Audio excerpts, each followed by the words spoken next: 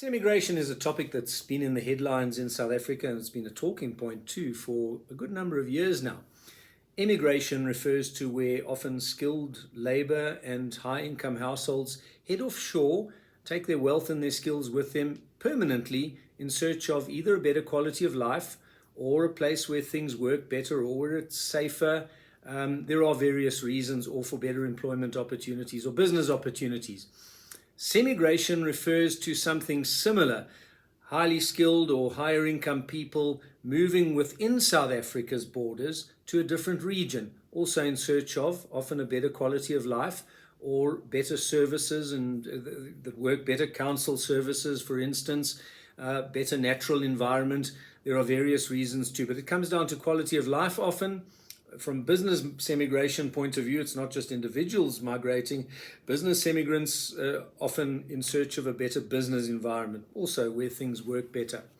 Now, the Western Cape as a province has arguably been the biggest beneficiary of this relative to size, I must just add. Relative to its size, it's a lot smaller than Gauteng. It's had a very significant inflow of higher income and higher skilled people, often from regions such as Gauteng, but not only there. And it's had a less of an outflow. It's been able to retain its skilled labor base and its income base better. So it's had a net inflow of semigrants as opposed to many other provinces, including Gauteng, seemingly having a net outflow. This can be hugely beneficial to the Western Cape. Skills drive economies, modern economies, services-dominated economies. So it can be that its economy outperforms other regional economies, and as a result, it could be that its property market outperforms in the coming years the rest of the country too.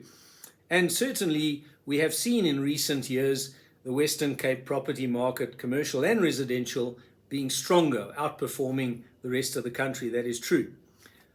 But there's certain people in recent times that have claimed that the semigration rate has slowed, that people aren't migrating across provincial boundaries, migrating to the Western Cape, for instance, in as larger numbers. Now, I want to say that I think they are probably right, but I'm not entirely in agreement with some of the reasons they give. Some in Gauteng would say that it's because people go there or businesses go there and they find, the Western Cape also has its problems. It's not all it's cracked out to be. That's potentially true. It does have its issues. No place is perfect. Others claim that property values there are now getting prohibitively expensive. Well, I don't think prohibitive is the operative word, but certainly around the city of Cape Town and surroundings, property values are significantly higher than what they are in Gauteng. That can be a mild negative. I'm not sure how that property values in places such as the city of Cape Town would send people back in the direction of Gauteng entirely. I think what that's been causing is a search for new semigration destinations down in the Southern Cape, those towns there, George, Mossel Bay, Riversdale, many down there, and up the West Coast as well, Langebaan and perhaps past that. I think that's what's happening is semigration has been spreading out along that coastal part as well, and could even be going into the Eastern Cape and so on. But I think that for anybody who thinks that the semigration trend has run its course, I think that this is probably that they're probably jumping the gun. Back in the time of the global financial crisis and just after that, we did a study on using repeat home buyer data from the deeds data, identifying repeat home buyers who relocated, we believe, for primary residential purposes, not for holiday purposes, across provincial boundaries. And we wanted to see how many of these repeat home buyers, so they sell a property and then they relocate to a new one, how many of these home buyers went across provincial boundaries as a percentage of total repeat home buying. Back in the boom years before the global financial crisis, 2005, 14.8% of repeat home buyers were estimated to have crossed provincial boundaries, in other words, some form of semigration. In 2008, interest rates had gone up by 500 basis points to 2008, and the country was going into recession. The global financial crisis was hitting. Financial times and economic times were a lot tougher for households and businesses.